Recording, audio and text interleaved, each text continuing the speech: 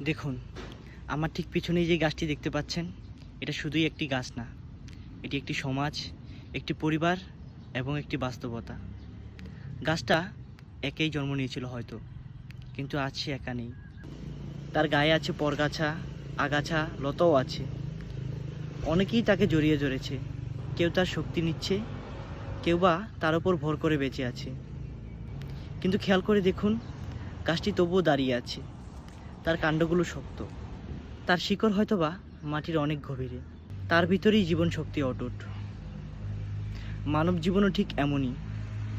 আপনার চারপাশে অনেক মানুষ থাকবে, কেউ আপনাকে ভালোবাসবে, কেউ আপনার উপর নির্ভর করবে, আবার কেউ হয়তো আপনার শক্তি ব্যবহার করবে।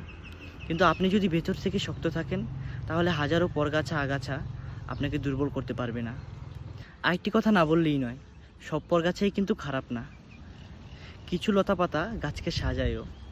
আমাদের জীবনেও কিছু মানুষ আসে, তারা আমাদের জীবনের সৌন্দর্য বাড়ায়, অভিজ্ঞতা বাড়ায়, গভীরতা বাড়ায়। তাই জীবন থেকে কাউকে পুরোপুরি ঘৃণা না করে বুঝতে শিখুন, কে মূলত আপনার শক্তি নিচ্ছে আর কে মূলত আপনার জীবনকে সুন্দর করে তুলছে।